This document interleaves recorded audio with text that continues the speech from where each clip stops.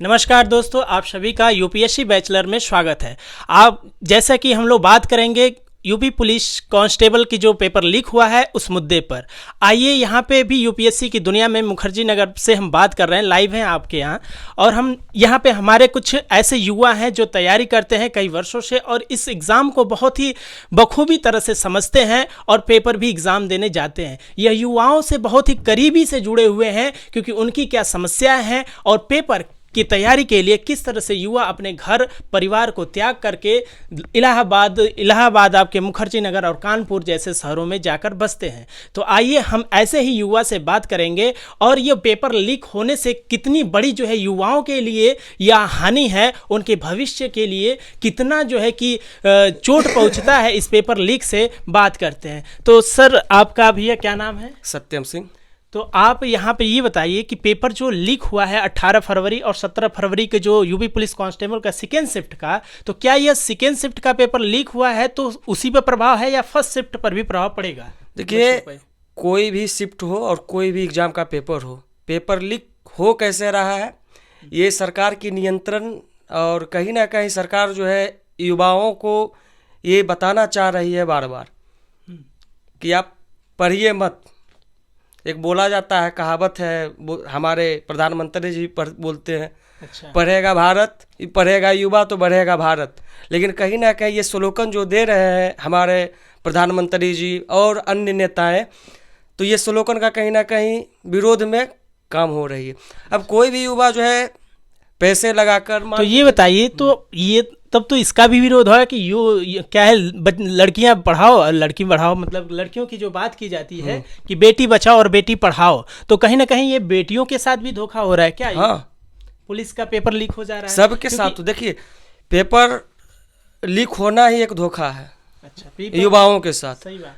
जिस मकसद से आप पेपर ले रहे हैं, आखिर कारण क्या है, इस पर आप नहीं खोज रहे। सिर्फ कमेटी गठित कर देने से या अन्य कदम उठाने से नहीं होते। इस पर जब तक आप इसको प्रभावी रूप में नहीं उस पर कार्य कीजिएगा या लोगों के समक्ष उसको नहीं बताइएगा, तब तक इसका कोई मतलब नहीं होता है। यह औचित्य नहीं है कि आप कोई कमेटी गठित कर दी है, उसका कोई मतलब नहीं। युवाओं को इससे मतलब है कि एक लड़का है, जा रहा है बिना टिकट का ट्रेन में यात्रा कर मान के चलिए पैसा भी लगाकर, कितनी कठिनाई हो रही है, ऊपर से ठंड का मौसम है, आप पेपर लीक कर दे रहे हैं चंद रुपयों के चक्कर में।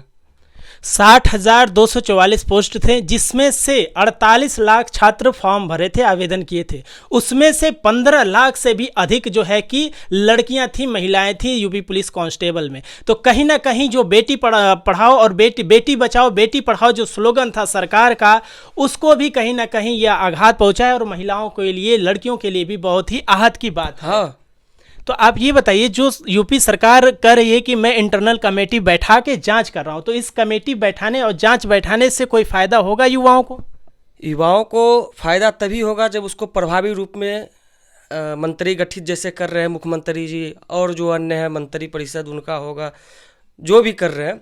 आंतरिक रूप से मत कीजिए ना, उसको आप पारदर्शिता दिखाइए ना। फिर अगर आपको इतना विश्वास है कि मेरे अंदर से नहीं हुआ है आउट, और जैसा कि कुछ बयानबाजी दिए हैं आकर कि गलत आंसर शीट आउट हुआ था। अच्छा, अगर गलत हुआ है तो फिर ऐसा आप एग्जाम क्यों रद्द किए? मेन मुद्दा अब ये है, अगर गलत आंसर शीट, गलत आंसर है तो एग्जाम क्यों नहीं रद्द कर दे रहे हैं? क्यों रद्द आप किए, ये मुद्दा है। अगर आंसर शीट बोल रहे थे वो गलत था और कुछ को मतलब कि बहकाने के लिए चंद रुपयों के चक्कर में उसको जो है किया गया है, तो फिर आप एग्जाम क्यों रद्द किए हैं? अभी सुनाई दिया कि यूपी पुलिस कांस्टेबल से पहले यूपी आरओ का भी पेपर लीक हो गया। तो क्या उत्तर प्रदेश में कोई भी एग्जाम जो है कि पारदर्शी रूप से नहीं हो पा रहा है क्या ऐसा? जबकि मुख्यमंत्री साहब का कहना है कि हमारी जो है जो शासन है वो डबल इंजन की सरकार है और शासन व्यवस्था जो है तंदुरुस्त है और सारे एग्जाम पारदर्शी तरीके से हो रहे हैं, शांतिपूर्ण तरीके से हो रहे हैं। तो क्या इसमें लापरवाहियां या कुछ है क्या? ऐसा नहीं, इसमें कोई सरकार की बातें नहीं है। और इसमें मेन है ये कि उसमें जो लोग हैं, कहीं ना कहीं सिस्टम के जो लोग हैं कहीं ना कहीं वही चंद रुपयों के चक्कर में लाखों युवाओं को बर्बादी का एक कारण बन रहे हैं। बर्बादी का कारण बन रहा है। तो चंद लोग जो होते हैं ये 48 लाख, और सिर्फ 48 लाख ही नहीं, अगर हम 10-11 लाख यूपी आरओ के भी छात्रों को जोड़ दे तो यह 55 लाख से भी अधिक हो जा रहा है। उनके बर्बादी का, भविष्य की बर्बादी का कारण कुछ चंद लोग हैं जो कुछ पैसों के कारण पेपर लीक जैसी घटनाएं और जो है कि इसमें नकल कराने जैसी घटनाओं को अंजाम देते हैं। कहीं ना कहीं इससे आप जो है एक घूस देने को बढ़ावा भी देते हैं। भ्रष्टाचार आप बोलते हैं खत्म, कैसे कीजिएगा भ्रष्टाचार खत्म? कैसे जब आप पैसे लेकर सिलेक्शन ले रहे हैं तो फिर वो जो अगर पैसा वो लगाया है सिलेक्शन के लिए तो फिर उससे 10 गुना वसूलेगा ना लोगों से। तो फिर आप कैसे उम्मीद रख सकते हैं कोई भी सरकार हो या कोई भी प्रशासनिक व्यवस्था हो या कोई भी एक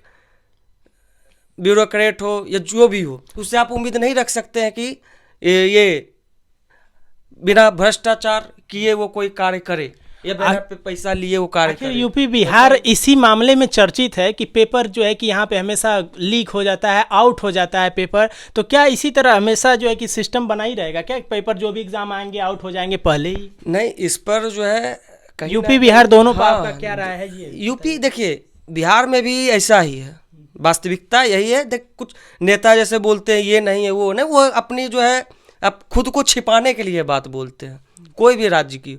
तो ये कहीं ना कहीं एक पेपर आउट होना युवाओं के साथ खिलवाड़ हो रहा है, और नेता लोग या जो भी है वो अपने आप को छिपाने का प्रयास करते हैं कमेटी के द्वारा, क्योंकि एक लोकप्रिय शब्द बना दिया गया है, आंतरिक कमेटी का गठन किया गया है, कार्रवाई की जाएगी। कार्रवाई की तो जा रही है, लेकिन कार्रवाई किया क्या जा रहा है ये इम्पोर्टेंट है। आखिर आंतरिक कमेटी बैठी है, लेकिन उसके बाद भी जो विभिन्न बड़ी बड़ी संस्थाएं तैयारी कराती हैं कोचिंगें, वो अब पैदल मार्च करने की, लखनऊ जाने का प्रयास कर रहे हैं, प्रोटेस्ट करने की बात कर रहे हैं। तो आप इस पे क्या कहना चाहेंगे? प्रोटेस्ट से कुछ नहीं होगा। प्रोटेस्ट का मतलब हुआ शांति से मंत्री आवास के आगे बैठिए, एकदम शांति से सरकारी आवास पर, ताकि लोगों को सुविधा ना, असुविधा ना हो। मंत्री परिषद को घेरिए, उसकी आवास को, संसद भवन को, या तो विधानसभा जो उसको छेकिए। ये एक हुआ मुख्य आधार, तभी ये सरकारें आपकी सुनने वाली है, कोई भी राज्य की हो। ऐसे अभी जो है ऑनलाइन प्रोटेस्ट हो रहा था, आपके क्या नाम है, ट्विटर पर लोग ट्वीट कर रहे थे, ये जो है यूट्यूब, ये जो है आप बोल रहे हैं प्रोटेस्ट की बात, ये बस चंद घंटों और चंद दिनों की है, बाकी देखिएगा खुद ये खत्म हो जाता है। तो लेकिन इसका मतलब ये हुआ, अगर आप प्रोटेस्ट कर रहे हैं, प्रोटेस्ट का मतलब क्या हुआ, जब तक आपको न्याय ना मिल गया। लेकिन यहाँ कोई मतलब नहीं, युवा भी वही हैं, युवा भी वही चाहते हैं और राजनेता भी यही चाहते हैं। तो सिर्फ नेताओं या कर्मचारियों को नहीं बोल सकते, युवाओं भी चाहते हैं, युवाओं के माँ बाप भी आजकल के चाहते हैं। 2 लाख रुपया खेत बेचे दे दिए, हो गया नौकरी। तो अब जो है कि युवा पैदल जो है कि मतलब कि धरातल पर उतर कर प्रोटेस्ट करने की बात कर रहे हैं। आप युवाओं को क्या कहना चाहेंगे जो प्रोटेस्ट करने जा रहे हैं, और उनका साथ आप दे रहे हैं कि नहीं दे रहे हैं? वो तो देखिए आने वाला कुछ घंटे या दिन बता देंगे, उसके बाद ही इस पर आप फिर आगे बात किया जाएगा। तो इस तरह हमारे जो है कि भाई जुड़े थे और अपनी बातें, अपनी राय रखें।